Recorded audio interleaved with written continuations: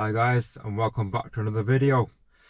In this one, what we're going to do is we're going to update our maps. So I have actually got the 2023 navigation is not active. Sorry, the 2023 maps.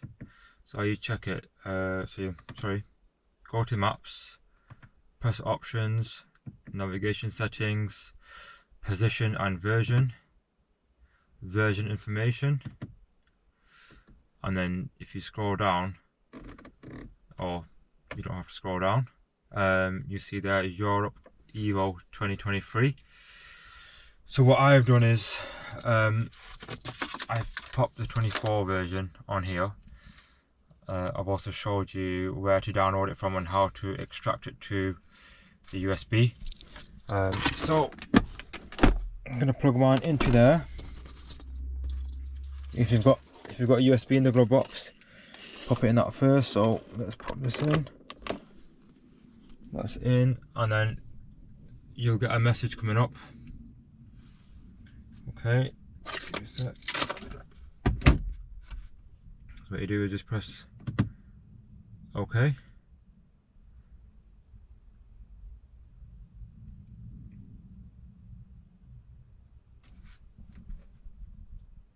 So for me, because I've got Apple CarPlay patched in, I get unlimited map updates, so I don't have to pay for any codes. You can buy the codes. I'll add a link to where you can buy them from, or you can even just buy from people on the forums and stuff. It probably costs anything between £10 and £50 possibly, just depends on the person who's selling it. But I'll obviously add a link below where I got mine from. So this is going to take about an hour. I'm just going to leave this on and I'll come back to it in a little while. But what I have done, I have connected up my battery charger, just so my battery doesn't die whilst I'm updating it. You can do it whilst you're driving. Obviously if you're driving for about an hour, you can do it like that. I've just connected my charger up and I'm just going to do it that way. But yeah, what I'll do is I'll just quickly show you where to connect your charger, obviously the positive and negative points on the engine bay, and then once this is done, then I'll just come back to it and show you the 2024 maps updated and stuff like that.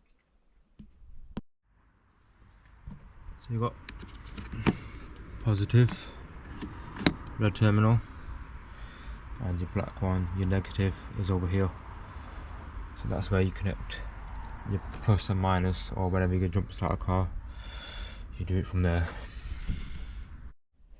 Right, so it's been an hour and it's updated our maps. So now we've got 2024.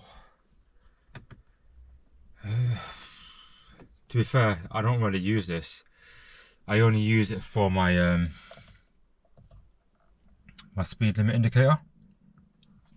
Just obviously I get all the new speed limits showing up whenever I'm driving around.